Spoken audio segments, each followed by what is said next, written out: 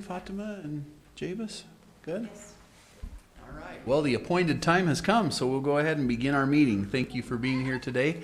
Today is Tuesday, the 5th day of May, Cinco de Mayo. Welcome, everyone.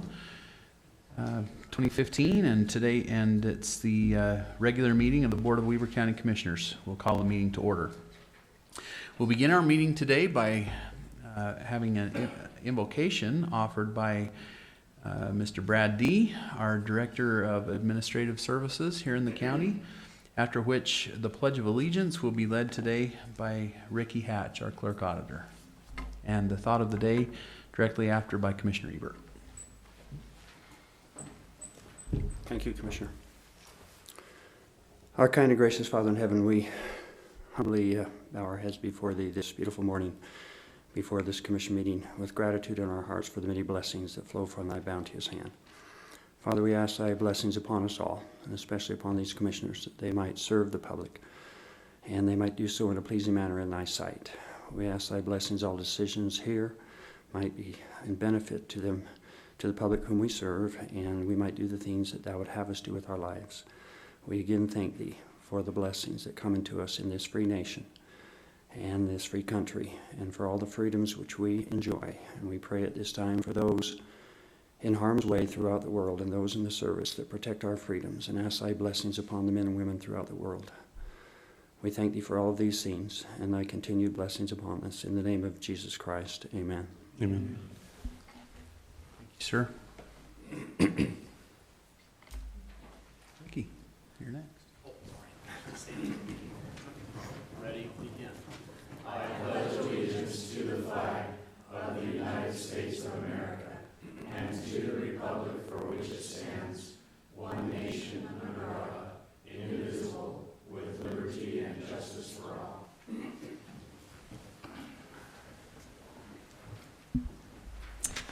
Okay, I have actually four brief thoughts that I'd like to read. They're quotes. I'm sorry, Commissioner Bell? No. Oh.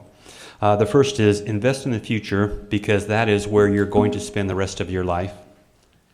The second, I believe that every life is valuable, that we can make things better, that innovation is the key to a bright future, that we're just getting started.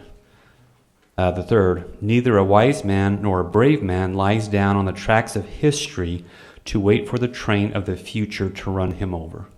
That was by Dwight D. Eisenhower. And the last one, you cannot escape the responsibility of tomorrow by evading it today, by Abraham Lincoln. As a commission, we have a commitment to very strong planning for the community, creating a vision, and being very focused on that. And as we move forward, sometimes there are difficult or heavy lifts, but we're willing to make them because the importance of working towards the future and being prepared for it, we've identified as a goal for us as a commission, but also for this community. So thank you. Thank you, Commissioner. That's all good advice. Appreciate that. We remind everyone that we are live streaming our meeting today as usual, and we obviously those are archived as well, so we look forward to the ability that we have to reflect back and learn from all that we do, but we encourage all those who cannot be here in person to take advantage of the live streaming option as well. It's been quite a success, and we're very proud of that. So, okay, we will move along then with our consent items on our agenda today. Item number 1 is a request for approval of purchase orders in the amount of $125,892.47. Request for approval of warrants number 320770 through 320925 in the amount of $1,855,560.23. Request for approval of minutes for the meeting held on April 28th of 2015. Request for approval of the ACH payment to U.S. Bank in the amount of $88,635.51 for purchasing card transactions made through the billing cycle ending April 15th of 2015. Request from the Elections Department for approval to surplus 124 metal ballot boxes. Request from the treasurer's office for approval to surplus office furniture, and finally, request from the assessor's office for approval to surplus 3 filing cabinets. And so those are our consent items. Mr. Hatch, if you'd give us a brief rundown on the purchase orders and warrants, please. You bet. For the purchase orders of $126,000, there were 27 POs. Basically, 80% of them came down to 3 items. One was a water truck for the roads department. That accounted for $78,000, or 62% of the POs. The garage purchased supplies, tools, and an oil waste container. That accounted for $17,000, or 14% of the total. And then 7% of the total, or $9,000, was for the sheriff for a trailer and dog food. So there are expenses, valid expenses. Great. For accounts payable, the checks that we wrote $1.9 million, 156 checks in the past week. The 3 top items, 41%, or $759,000, was health insurance, health and dental insurance for all county employees. The 38%, or $703,000, went to Public Works for the Little Weber cutoff work. And then $124,000, or 7%, went to ramp awards, and those were granted to Weber Pathways and Union Station. Well, as a reminder, we get these a little early, and so we have the ability and opportunity to review them and go through them. We do that diligently as commissioners. We have our clerk auditor, as of the first of the year, we have asked him to give the public a rundown on those so that they can be more aware of exactly what some of those expenses are. And so we do that as a service to try and make that as transparent as possible. If there are any specific questions on our consent items, we're happy to answer them at any time. So, commissioners, any further questions or comments on the consent items? Okay, motion then. I'll make a motion we approve the consent items as read.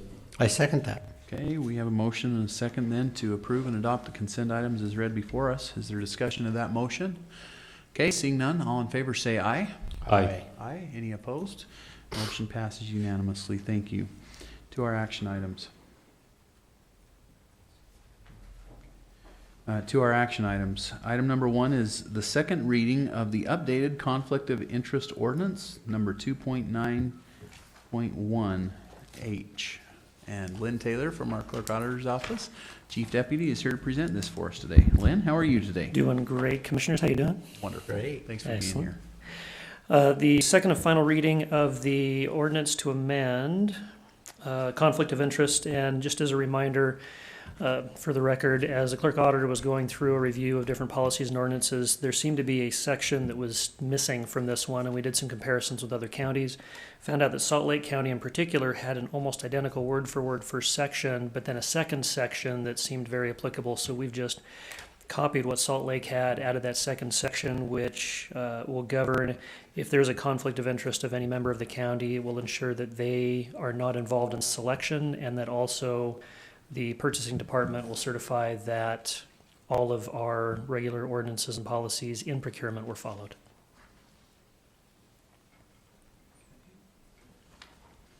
Is that it? That's for essentially it, presentation? Commissioner. It's Yeah, pretty straightforward. So commissioners, if you'll remember, we've actually seen this 3 times because of the posting error that we made, and so or whatever oversight, I don't know that it was an error, but we do follow the procedure very carefully, and we wanted to make sure that it was listed appropriately as a second reading, and in this case it was. It's fairly simple and straightforward, I think, as has been explained to us today by Mr. Taylor. But again, of course, if this is our opportunity to ask any further questions, so if there are any others for the 3rd time, feel free to level those at Mr. Taylor. Do you have an ordinance number on that? 6. Ordinance 6. Well, I'll make a motion that we accept Ordinance 6 as an update to the conflict of interest policy.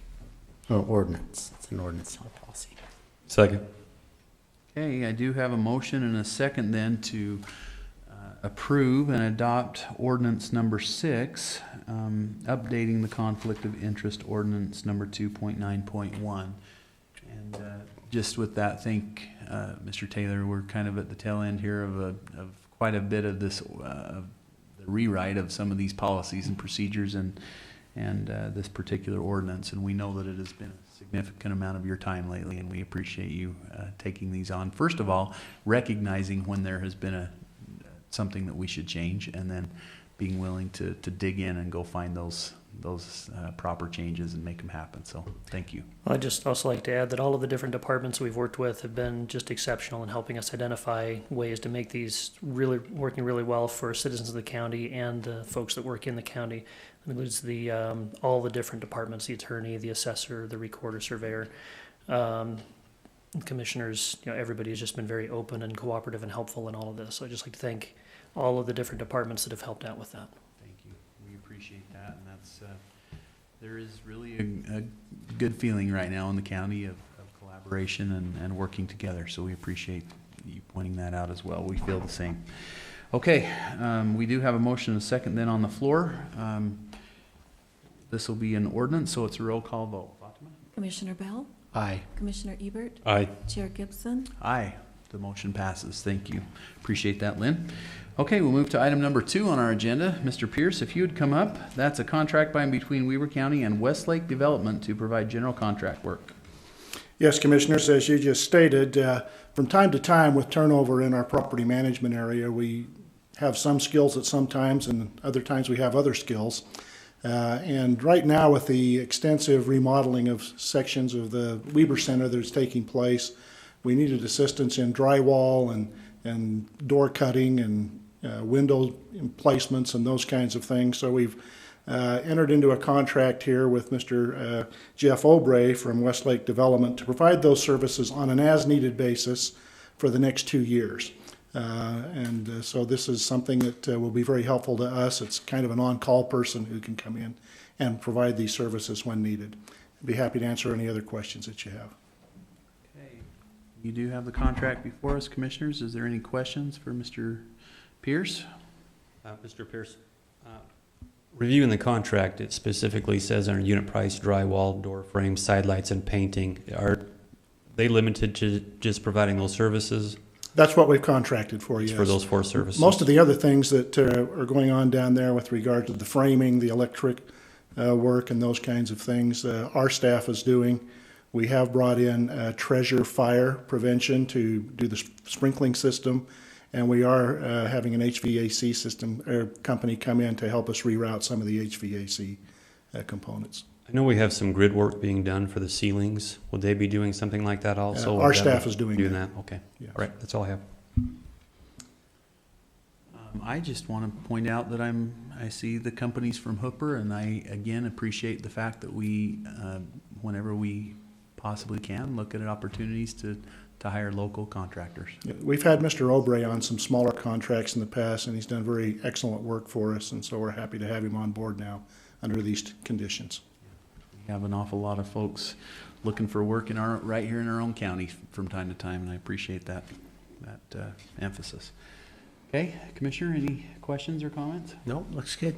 152, Okay, contract number 152. I'll make a motion that we approve contract 152 by and between Weber County and Westlake Development to provide general contract work.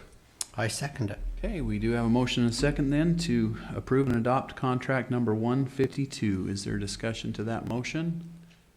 Okay, seeing none, all in favor say aye. Aye. Aye. Aye. Any opposed? Passes unanimously. Thank you, Nate. Commissioners. Appreciate it. Okay, item number 3, request for approval of an interlocal agreement by and between Weber County and Riverdale City for the local transportation funding agreement on 4400 South in Riverdale.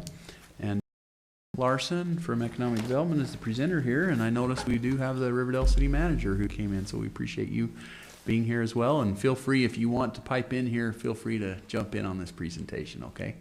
Douglas, it's all yours. Good morning, Commissioners. Thank you so much. As always, a pleasure to be here with you. So, 4400 South in Riverdale is, of course, among the qualified projects that we're allowed to prioritize our local transportation funding for projects like these. Riverdale City submitted a timely and complete application as part of our 2014 cycle. That application, among a number of other transportation projects, was approved by WACOG on September 8th of 2014 and was included in the annual list that you as a commission approved in September of 2014. And so from that list, we migrate into entering into these local transportation funding contracts, if you will. Weber County has committed from our third quarter sales tax for transportation fund $1,598,612 to support this project, which essentially is a safety project. And for the record, I'd like to define some of the purposes of the project. The project proposes to remove the south side of I-84 bridge abutment and install retaining structures that will provide pedestrian space under I-84. Secondly, installation of a pedestrian bridge over I-15 is a major component of the proposed safety improvements. The pedestrian bridge will provide the means of safely navigating over I-15. If any of you ever have walked or biked over that, I have. It's a pretty interesting experience. Currently, the existing I-15 bridge is only designed for vehicles. The barricades along this route are designed only to hold or guide vehicles and not pedestrians or bicycles. These existing barricades over I-15 are too low to prevent pedestrians from actually falling over onto the interstate below. It's a true statement. So again, we've committed to support the project up to $1,598,612 from our third quarter local option sales tax for transportation fund. If you have any questions, I'm happy to answer them. Questions? I don't have a question. I'm very familiar with that area. There's no other way to create a pedestrian travel lane, especially under I-84, without cutting into that abutment. And the road over I-15, that bridge, is extremely narrow and extremely dangerous. The old Riverdale Road pedestrian walkway was kind of the same. It was a very low side. You could very easily, if you're on a bike, or you could stumble or something and fall over. So it definitely is a safety issue. It goes to one of the issues we have with our present infrastructure for transportation, is a lot of those roads that were engineered 40 or 50 years ago have reached the end of the road design.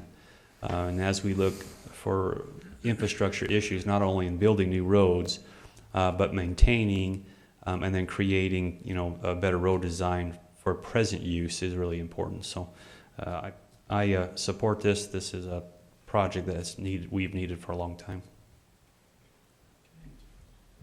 Appreciate that comment.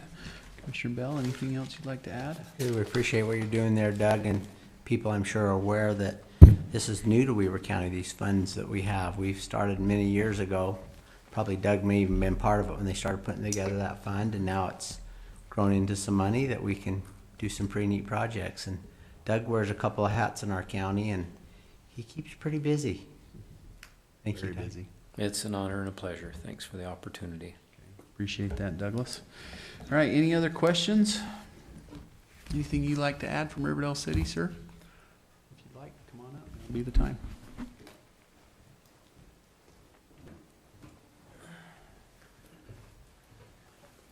Commissioners, Roger Worthen from Riverdale City. Thank you so much for the time today on your agenda.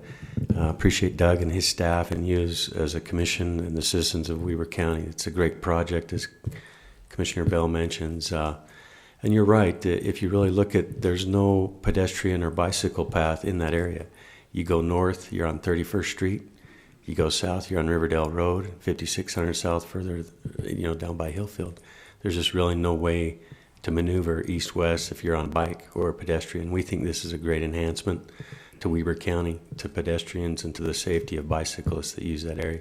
Look forward to completing the project and having a great, hopefully a ribbon cutting there across a bridge someday, but to improve the safety of not only the citizens in Riverdale, but it's an area that is a confluence between the cities of Roy, Ogden, and Riverdale. And so it serves not only Riverdale City, but multiple communities in that area as well as Weber County. Thank you, Commissioners. Great, thank you. You know, Roger, it's not very often that we have people come that have to bend over to catch that microphone. Sorry, a little high. That's a tall drink of milk right there. That's Thanks, where that Commissioner. comes from. Appreciate your time. Appreciate your advice. Thank you. Okay, any other questions or comments on this particular contract? All right. Do we have a number? 153? 153. Okay, motion? I'll make a motion that we approve contract 153, entering into an interlocal agreement by and between Weber County and Riverdale City for their local transportation funding agreement for 4400 South Riverdale and Riverdale City. I'll second it. Okay, motion and second then to approve and adopt contract number 153. Is there discussion to that motion? Okay, seeing none, all in favor, say aye. Aye. Hey. Aye. Any opposed? It passes unanimously. Thank you. Item number 4. Thank you, Commissioners. Thank you, Douglas. Item number 4 for Charlie. If Charlie's here, come on up. Request for approval of a cooperative agreement by and between Weber County and the Utah Division of Water Rights to develop a study of the groundwater system of the Ogden Valley in Utah. Charlie. Commissioners, thanks for having me. Excuse me. During our routine public involvement process with the Ogden Valley to discuss the Ogden Valley General Plan, a reoccurring theme kept on coming out of discussions with the folks in the valley. Folks in the valley are pretty worried about water. Coming from a county that had very similar concerns, very similar water issues, and very similar geology, I had some experience with Utah Geological Survey and some of their expertise in this area and some of the studies that they can provide to help us understand water a little bit better. So we're actually requesting for the study to proceed. The study is approximately $240,000. About $30,000 of that will be Weber County's responsibility if you sign the agreement. $15,000 per year. It's a 2-year study, and I'll let Mike Lowe kind of explain that a little better. This is not a Weber County project. It is a partnership. Partnering with the Utah Geological Survey, Utah Division of Water Rights, Weber Basin Conservancy District, Ogden City, and Weber County. Mike Lowe is the manager of the Groundwater and Paleontology Program of Utah under the UGS division, and he's got a little presentation to help us kind of understand and navigate some of the hard concepts, and then hopefully we can move forward with approving the funding for this. Thanks, Charlie. What we're going to be doing for Can you you. state your name for the record? My name is Mike Lowe. I'm the manager of the Groundwater and Paleontology Program at the Utah Geological Survey. And what we're proposing to do for you is to conduct a hydrogeologic study of Ogden Valley with an emphasis on developing a water budget.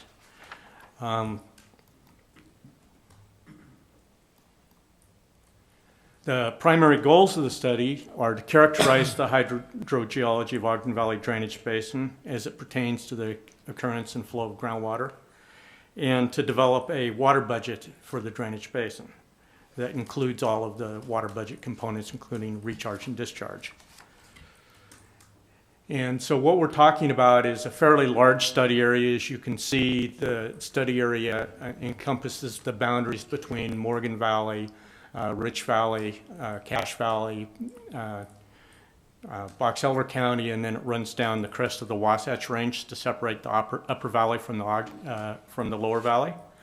And on this map, you'll see that around the Pine View Reservoir area, there's another purplish line that shows the boundary of the valley fill deposits, the unconsolidated dirt that forms the flat valley bottom. And a lot of the emphasis of our study is going to be on that valley fill aquifer. That's the most important source of groundwater up there. So we have a number of tasks that we aim to complete. We're going to compile a geologic map of the drainage basin, including the stratigraphic columns and cross sections that go with the map. Next spring, we're going to conduct a water level measuring campaign where we're going to produce potentiometric surface maps which show the level to which waters would rise in wells. We're going to collect this spring a number of groundwater samples, and we're going to analyze those samples for environmental tracers and age dates, as well as total dissolved solids and nitrates. With this information, we'll be able to develop a conceptual model of how flow flows from the drainage basin, divides into Ogden Valley, and then out of Ogden Valley to the lower valley here. And we'll write a report summarizing our findings. So we have a number of proposed products. We're going to produce a hydrostratigraphic map, 1 to 100,000 scale. And on this map, we'll include the cross sections. We'll also make structure contour maps of the major aquifers and isopact maps showing the thickness of the valley fill. We'll make a potentiometric surface map showing the water levels, and we'll have a detailed water budget for the study area, including the degrees of uncertainty of each of those water budget components. And this will all be included in the final report. So who's going to benefit from this study? Well, Weber County planners and the Ogden Valley citizens will know if the groundwater supply is an issue that needs to be considered when determining total number of lots in the valley. Ogden Valley water suppliers will be able to have a good idea of whether or not new or proposed upland bedrock wells will interfere with their water rights or their public supply sources. The Utah Division of Water Rights will understand the potential for proposed upland bedrock wells on either side of the drainage divide to pull water from one county to the other. Ogden City officials will better understand the flow paths to their well field that's near Pineview Reservoir, and the potential for impact of development in the valley on their wells. Weber Basin Water Conservancy District and the Utah Division of Water Rights will better understand the quantity and distribution of groundwater in the drainage basin. The Wasatch Front Weber County citizens will, along with Weber County officials and the Utah Division of Water Rights regulators, will know if groundwater development in Ogden Valley has the potential for affecting groundwater that ultimately flows to the lower valley here. And when the proposed study is completed, we'll be at a point where if there's a will to do so, we can produce a state-of-the-art digital groundwater flow model, which will allow us to simulate conditions when you put in new wells or new forms of groundwater withdrawal. So this proposed study will begin July 1. It's a 2-year study, so it'll be completed June 30th, 2017. The price per year of the study, as Charlie mentioned, is $120,000 a year. And it is a multi-agency study where the Utah Geological Survey is actually putting forth half of the funding in-kind match. The Utah Division of Water Rights is going to pay $10,000 a year. Weber Basin Water Conservancy District has agreed to pay $20,000 a year. We're hoping that Weber County Commissioners will approve $15,000 a year, and Ogden City has agreed to match whatever you agree to put into the study. And we think that this is going to be a real benefit to Weber County. I've got a whole army of geologists identified on the bottom of the slide up there that's going to be working on the project, and we think you're going to learn a lot. If I can answer any questions. All right, any questions for Mr. Lowe? Sure. So when this study comes together, there's many different water companies and irrigation companies up in the valley. Will there be a pathway up there for at some time that if some of those want to start consolidating and consolidate some of that, because you've got so many different water companies up there? Certainly the information we provide will help them understand their water sources, and I think by understanding that, it'll provide a means for them to negotiate. The idea of consolidating water companies up in Ogden Valley is not a new thing. I think it first came up when I was Weber and Davis County geologist in the mid-1980s, and it was really pushed by the Division of Drinking Water in the 1990s. You haven't got that consolidation yet, but there's always hope. Okay, so my next question is, when you do this study, we still have a lot of folks on septic tanks up there, and we have folks that are on sewer, so we got a few different sewer systems up there too. Does it make a difference when you do the study in an area if they're on septic tank versus they're on sewer? It will be an important component in the water budget process of the study. Septic tanks provide recharge to the aquifer at a different rate than the sewer systems. They're also sources of nitrate and phosphorus. Right. And right now, from a study that was done probably in the early 1990s by myself and Sinead Wallace, we looked at septic tank densities up in Ogden Valley. We came up with a recommendation that was based on the best water budget information that was available then. It was done by Avery, who published it in 1994. And he only had a 1-year budget, which was made during a very wet period. So his budget's not representative of an average budget up there. So one of the things that we will look at when we've collected all of our information is whether or not those recommendations we made in the early 1990s need to change. So going along with this study, if we decide that we think it's time to do another study on and get an update study on the sewer capacity up there, maybe a central sewer type district up there, and we start running that project, get a project like that underway, would that enhance or cause any problems with your current study you're doing, or would it be a good match? Would be a good match. I'm on the Weber Morgan County Wastewater Advisory Board. Okay. So, we deal with issues up in Ogden Valley relating to sewer and septic tanks all the time, and I think it would be a good match. Okay. Does this UGS, they don't do sewer studies, right? No.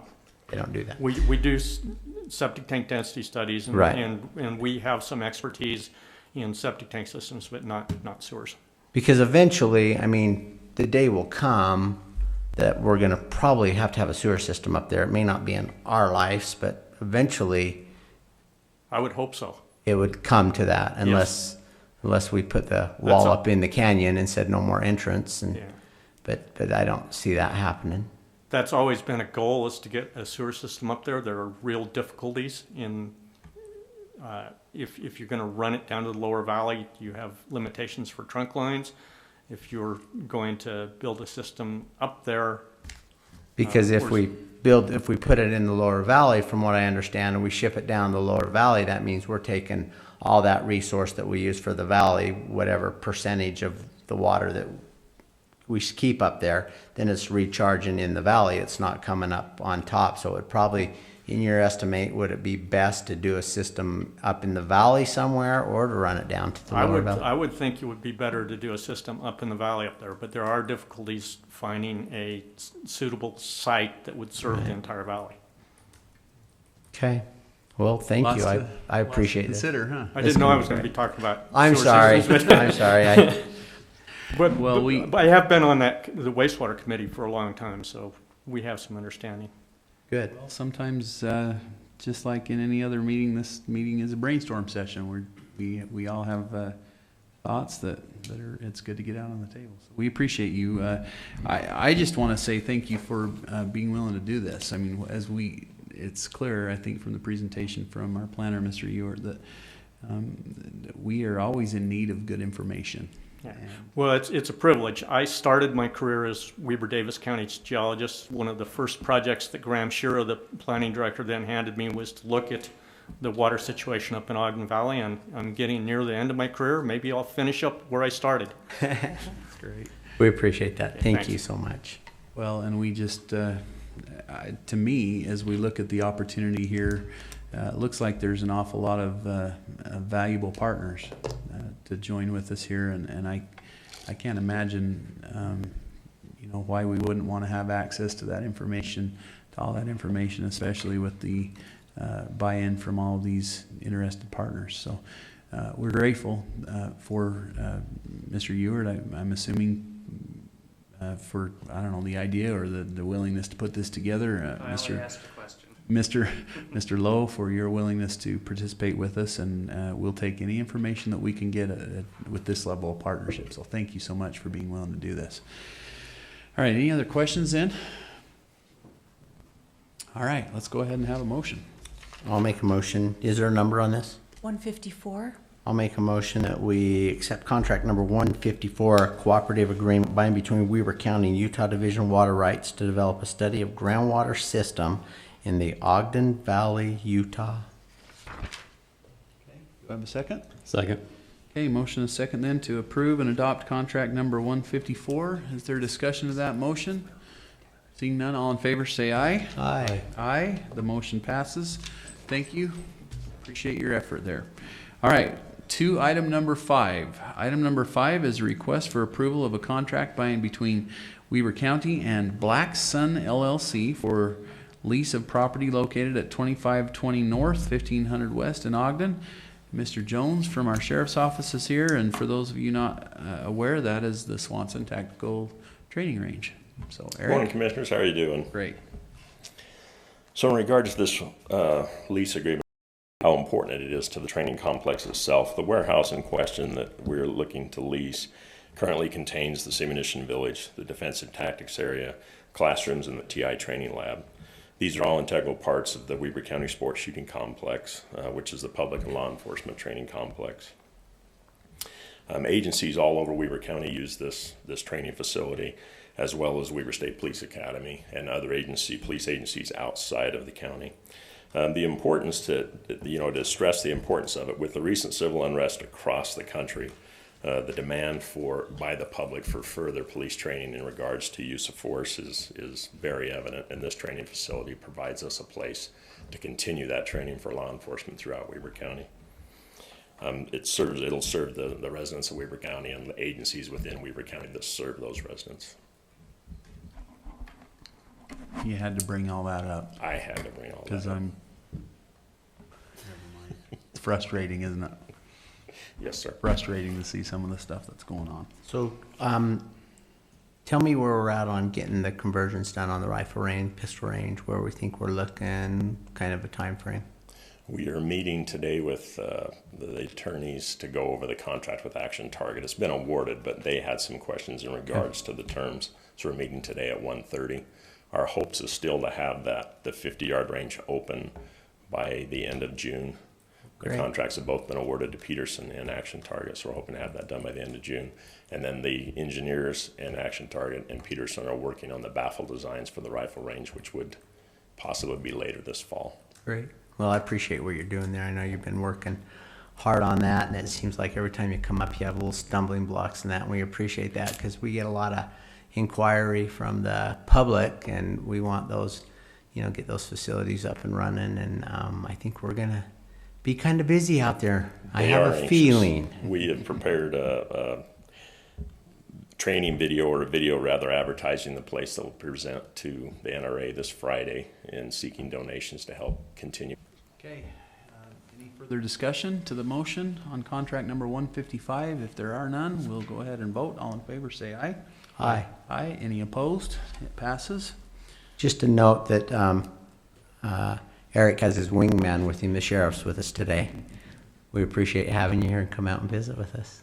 Thanks, Commissioner. Appreciate what you do. We know you're busy. You got a juvenile court building opening, and there's a lot going on over at your office. We were over there the other day visiting with them, and they appreciate what they're doing. They got a lot of things going, so thank you. Second to that motion. Oh, that was a motion. I'm sorry. Do you want a contract number with that motion? No? Do you want to echo? I second that also. No, you're third in it. I'm third in it. We do appreciate our sheriff. He really is amazing, wonderful to work with. Thanks for all you do. Most of the time. All the time. Not going with all. All right. Second. Who knows what he seconded? We don't know. Okay. To to our next item on the agenda. Next is the motion. I need a motion to adjourn the public meeting and convene a public hearing for the purpose of discussing a few items that are listed below. I'll make that motion. Second it. Okay, we have a motion and a second then to adjourn the public meeting and convene the public hearing. All in favor, say aye. Aye. Aye. Aye. It's not a Any roll call. opposed? Don't think we need a roll call on that one.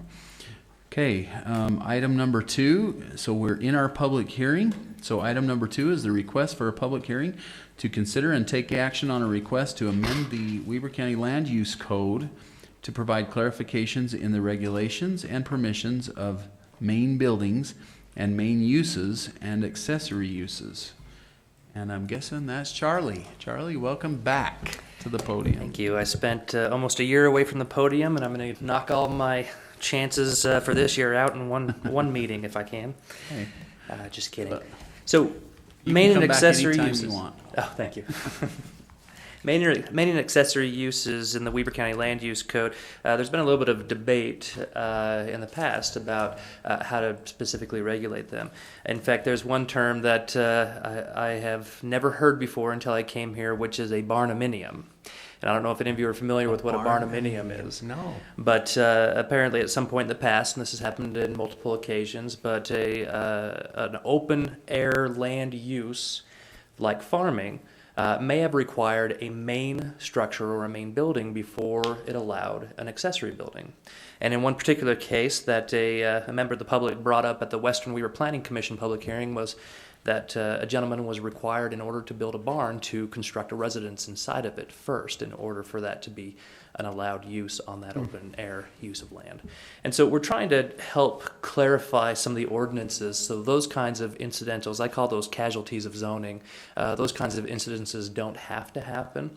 So primarily what you see in front of you is an attempt to clarify the code so that open air land uses don't have to have some of the more dominantly what are known as main uses in the code. Main use might be a residence or it might be a commercial facility, depending on what zone you're in.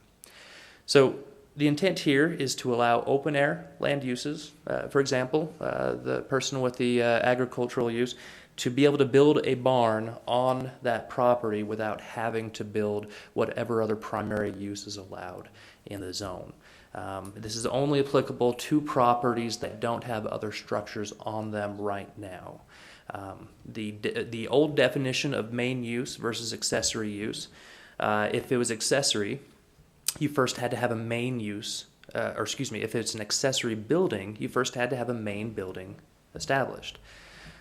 Purpose in distinguishing the difference right now between main building and accessory building is because the setback standards are different. But if you dive into some of the design standards or architectural standards, main buildings and accessory buildings are also treated a little bit differently there. Our intent here is not to stop the gentleman from building a barn or, a gravel pit operator from building a guard shack at the entrance or something to that extent. Our intent is to clarify the code so that they could do those things without having to build a more main use. Does that make sense? So just a real quick reading of the substance of the change. You could see under, if you turn to the red lines in your exhibit of the ordinance, that's the definitions of main building, accessory, building, comma, accessory, so accessory building, building, comma, main, use, comma, accessory, and use, comma, main are rewritten or clarified to provide for the intent of regulation. And if you turn over a couple of pages, you kind of get into the meat and potatoes. And I'm just reading right under Chapter 3, Residential Estate Zone, RE15 and RE20, under 104-3-2 on line 95. Starting with line 97. We're removing the words that say accessory building or use customarily incidental to a permitted or conditional use, and we're adding these words in. Accessory building incidental to the use of a main building, semicolon.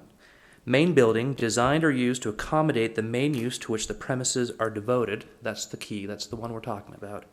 And the last one is accessory use customarily incidental to a main use. Really easy to get caught in the dizzying spell that is here, but ultimately The first one, accessory building incidental to the use of a main building, is pretty self-explanatory. That's the shed that's accessory to the residence. The second one, main building designed or used to accommodate the main use, that's the barn, where there's no other main building on the property. That's the barn to complement the farm. And the last one, accessory uses customarily to and incidental to a main use. That might not be a structure. That might be raising of chickens to complement the farm. So that change is in common throughout all of the zones. Okay. Any questions? Clarifications? Oh, looks good. I've been reading through this for a little bit, but it looks good. Well, it's interesting. Zoning is kind of an interesting beast, and we know that it's necessary, but sometimes, as you said, we get some issues caught. We get, what did you call it? Casualties of zoning. It's a theme I will reiterate many times when I come up to the microphone. Yeah, and sometimes we make it too hard. And I think, the way I perceive this is an opportunity for us to step back and say, listen, we're trying to make sense. That's what we're trying to do here. We're trying to make sense out of this, and just, sometimes because of the way it was said, it didn't make, it made sense for the moment, but we didn't. Maybe it's impossible to anticipate these casualties as you described them, and so anyway, I appreciate it. I think it's a great opportunity for us, and we ought to constantly be looking at ways that we can just reintroduce common sense into some of this stuff that sometimes gets carried away at times. So I appreciate this. Thanks for bringing it to us. All right. Quick question. This particular portion one, or is just specifically clarifications, correct? Or have you added anything new? No, this is, other than changing the definitions for clarification purposes, the intent of this is to provide clarifications where previous interpretations were required. Okay. I just wanted to make that point that we're not changing a whole bunch other than clarifying and making it easier to read and understand, but as importantly, to apply. Yep. That application becomes difficult when it's convoluted, so Yes. Thank you. Thank you, Commissioner. Appreciate that clarification. All right, let's move on to our next item then. Item number 3, which is, since we're in the public hearing, to consider and take action on an ordinance amending the Weber County Land Use Code Title Number 108, Chapter 12, to add provisions for lots and buildings made non-conforming or non-complying due to a public right-of-way expansion, and to provide related administrative clarifications. I'm back. So on this one, ultimately, the county has a few different right-of-way projects ongoing, and we'll likely have many more to come over the next few thousand years as we evolve. What we find in zoning, however, sometimes when you expand a right-of-way, you tend to create those casualties of zoning as well. And so I wanted to kind of give an illustration of what it is we're talking about. When you're expanding a right-of-way, we've got setbacks, we've got lot dimensions, we've got lot area, that all have been considered when those lots were approved. And so I've just given you an example. I'm calling it Bob's Road because I'm a funny guy, or at least I think I am. Bob's Road was previously 50 feet. This is not particular to any road that's in the county. This is just a general scenario. It was previously 50, the right-of-way was 50 feet wide, the asphalt was 22 foot wide, which gives you 11-foot travel lanes, and most engineers would tell you this is a pretty substandard road that needs to be improved. But if Bob's Road is located in the A1 zone requires 40,000 square feet of lot area. It requires 150 foot lot width, and then the setback standards are 30 feet for the front yard. And I'm only comparing front yard because right now that's all we're talking about. But if you expand Bob's Road to a 60-foot right-of-way with 33 feet of asphalt, 12.5-foot travel lanes, and 4-foot shoulders, and that's not necessarily our standard, that's just a standard that I threw out there as a possibility, we find that we've got some issues with those setback lines, with those lot widths, and in some cases, and I don't know how to go back. How do you toggle back? Back? Did I get that? Toggle one more back. There you go. So taking a look at the top corner lot, you got 35,000 square foot. That's already a non-conforming lot because it doesn't comply with the 40,000 square foot. But when you expand that right of way, it might go down a little bit, which makes it more non-conforming. The point of the ordinance that you have in front of you, and the meat of the ordinance, the new stuff, is the very last section that you'll find in the ordinance. It essentially says, if your lot is made non-conforming by a right-of-way expansion, you're okay. You're still all right. The term non-conforming, if you look at the definition, says a lot that was legally established that is allowed to continue on exactly as it is. And then the rest of our non-conforming code says you can establish new uses on a non-conforming lot. You can build onto your buildings in a non-conforming lot. You can do a number of things for non-conformities. And it's important to note, it's not just lots, but it's also non-conforming setbacks, non-conforming, other kind of non-conforming standards as well. So when you look at the difference here, essentially the final product could be something like this, where you've got a few additional nonconformities where you wouldn't have had before. Meat and potatoes of the code is essentially to tell them that they're okay. This ordinance is coming out of a project out on 35th Street. We had a few people who said, I'm already at the 40,000 threshold. And so if you take 7 feet of my front yard and drop them below that, what are you going to do? And so we wanted to make sure that we provided for those folks in a way that didn't inhibit their ability to continue with future uses of their property. And doing a little bit of research to find out what other communities have done, surely other communities have expanded a right-of-way. I didn't get a lot of feedback, at least that was as efficient as this. Salt Lake County said that they would take everyone that has a nonconformity through the Board of Adjustments and get them a variance. I figure it seems a little more simple just to adopt a code that says that they're okay, so we don't have to take every single person through. As part of this, we developed a draft notice of nonconformance. It is intended to be recorded against the properties affected by a right-of-way expansion to help their title companies catch in the future that there was a right-of-way expansion, and then to memorialize the existence of this new code so that when you buy and sell property in the future, it won't be a question of whether or not it's non-conforming. Okay, let me see if I get this right. So I own a parcel, a piece of property that is, and there could be variations of this. I'm presenting a hypothetical, but if I own a piece of property that currently conforms as part of a road expansion or something like that, I have to divest of that property to participate in that process. And that throws me into a circumstance where now the setbacks aren't appropriate under the code, or the square footage isn't appropriate under the code. What you're saying to me is that's not your fault. That's not my fault. That's correct. That's your fault, or the county's fault, or whoever does it. And because of that, we're not going to punish you. We're not going to. Because isn't that a taking in the end? If we were to do something different, if we were to say, okay, now you don't fit because of our project, you don't fit, that's a problem for me. It's a problem for us as well, and we wanted to make sure this was as clear as possible. What you're saying is exactly right. We're trying to tell people, you're fine, you're okay. The county's not going to come in and enforce regulations against you because the county came in and took part of your property. It just doesn't make a lot of sense. Because originally they had the 40,000 square foot area.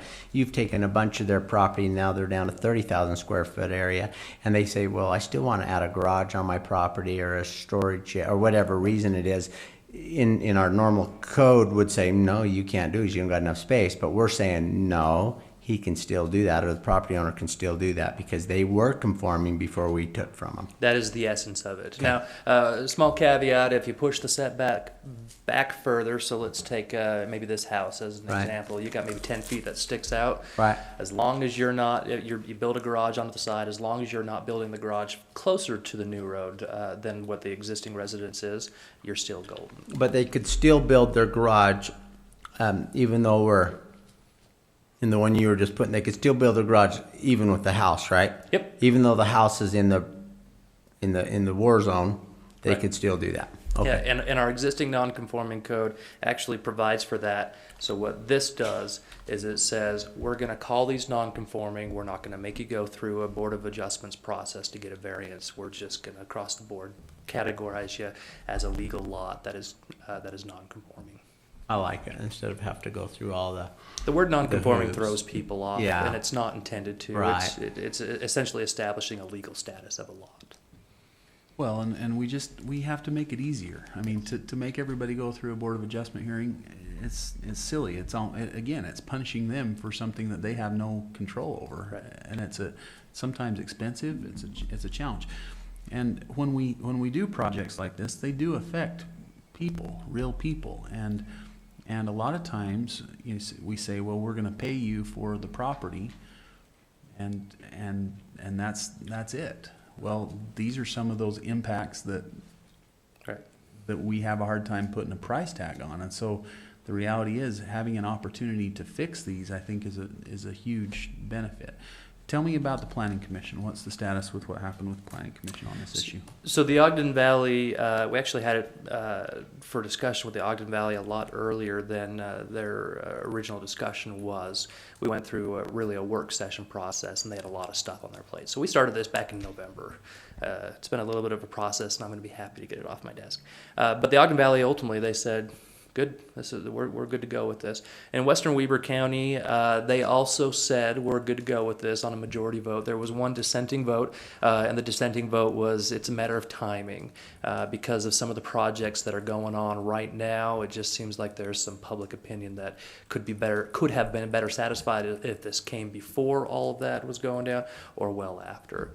But it doesn't help the individual in the moment, and so we'd like to continue to pursue with this. The individual.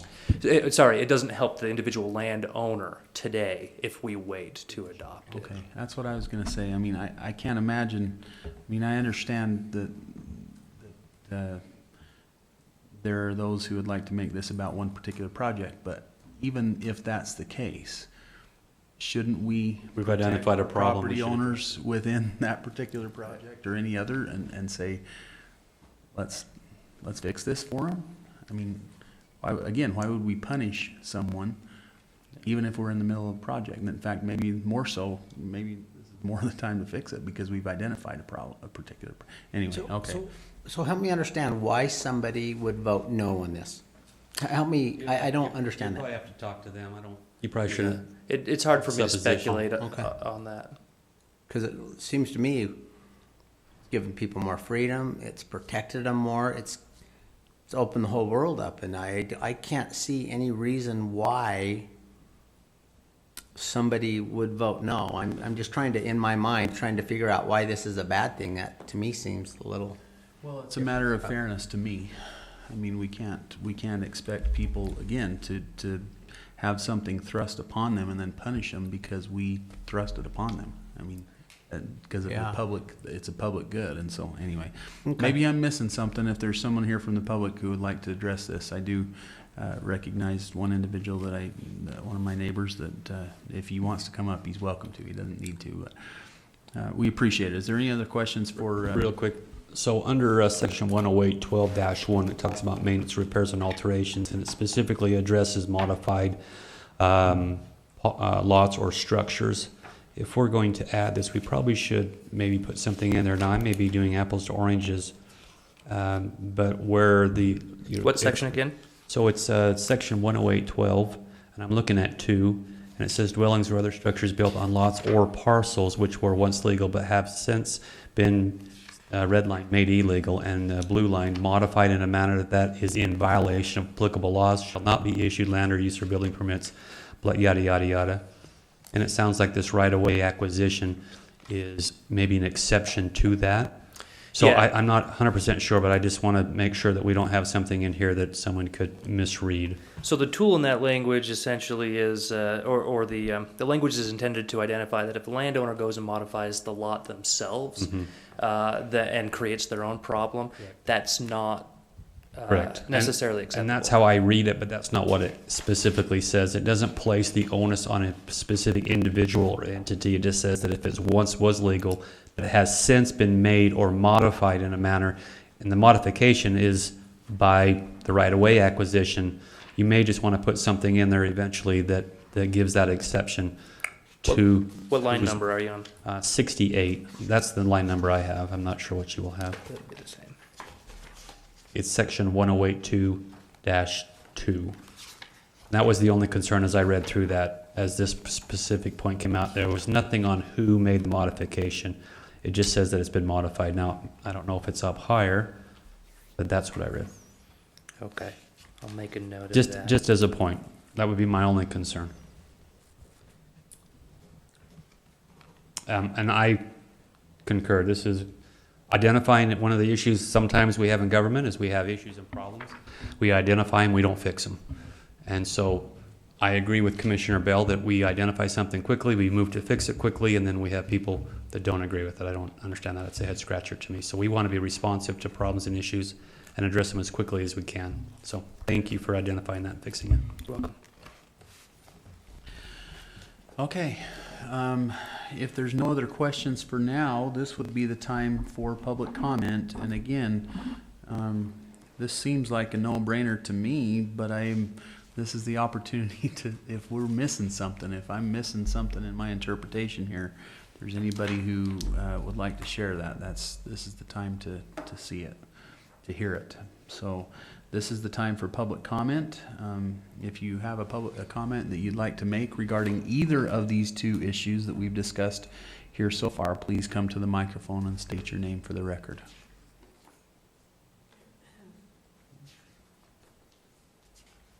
Again, regarding either of the issues before us.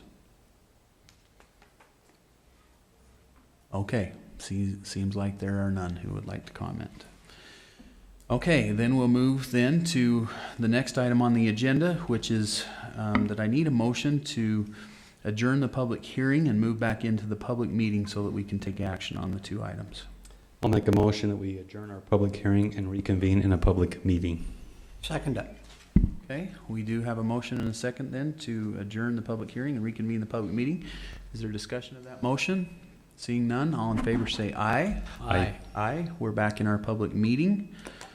And to item number 6 then, we can take action on those two items if you so choose. Commissioners? So tell me, do we need ordinance numbers? What do we need to do here? Yes, the first one is 7. Then the second one's 8? We need to do them separately, Dave, right? Yes.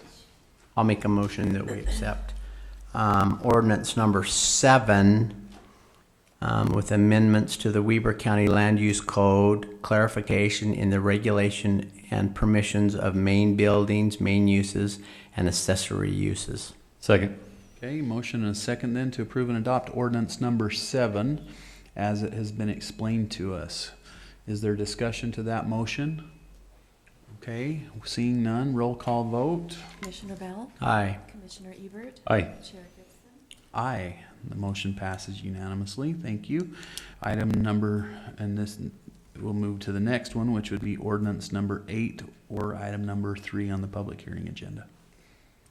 I'll make a motion, I'll make a motion, not a motion. I'll make a motion that we appoint and adopt ordinance number 8, amending the Weber County Land Use Code Title 108, Chapter 12, to add provisions for lots and buildings made non-conforming or non-complying due to a public right-of-way expansion, and to provide related administrative clarifications. I second that. Okay, motion and a second then to approve and adopt ordinance number 8 as stated above. And I just will, my comment on this is just going to be simply that I hope that this shows our commitment to, as a commission, to address these issues as they come up. And my intent is that we continue to do so. I mean, as we see things that come forward that need to be addressed, let's move on them quickly and try to make things work as well as they possibly can. And so, I mean, even if we sit here today, again, maybe if we miss something, I hope someone makes us aware of it and we'll fix it, because that's our intent. So I think the other thing to realize is that we've been discussing this or seeing information from these folks for quite some time on this, but the reality is we spent 10 minutes with this, but you guys worked 12 minutes on getting this together, or probably longer. It's been a big project and it seems simple, and we've made some simple little changes,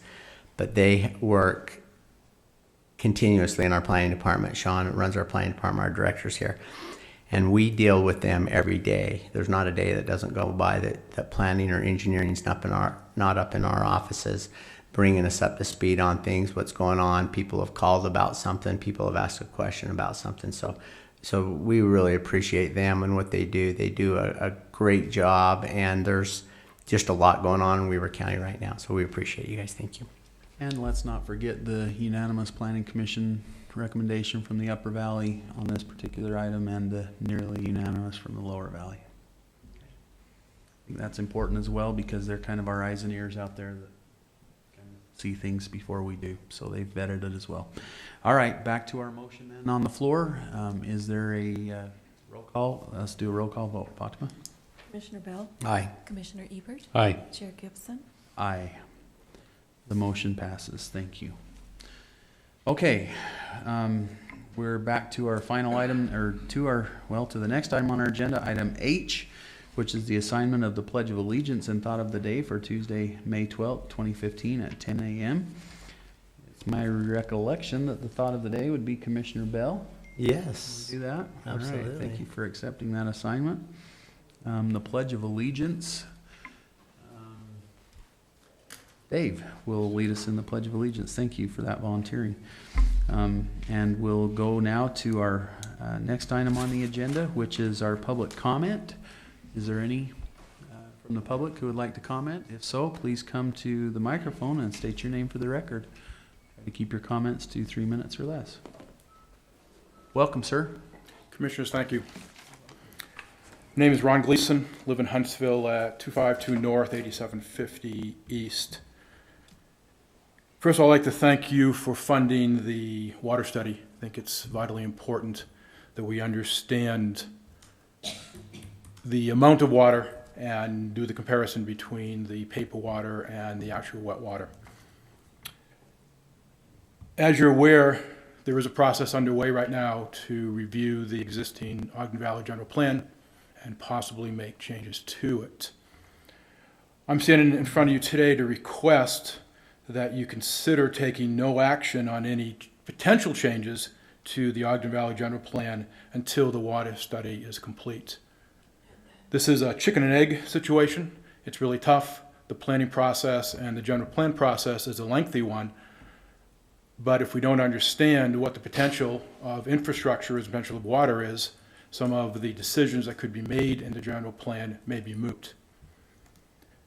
Mike Lowe's slide, his first bullet, said the goal of the study is if groundwater supply is an issue that helps determine the total number of lots with development units for the valley. That's one of the central themes of the general plan, both the placement of potential development units, but also the aggregate number, what can actually be supported up there. And if we don't have the water and or even discussions of wastewater and all that, again, this is a chicken and egg situation, but I would like to see the water study completed before any potential changes to the general plan are made. And my last comment on this is, Commissioner Gibson, I understand that you had participated in the state water planning group previously, so I think you understand the importance of planning, particularly when it comes to water. Thank you for your time. Let me just ask you a question before you leave. Are you representing the GEM committee today? I'm not. I'm No. here as an individual. Okay, thank you. I did serve on the State Water Development Commission. I think that's maybe what you were referring to, so I appreciate that. Yes, thank you. Appreciate that during my time in the legislature. All right, is there any other public comment?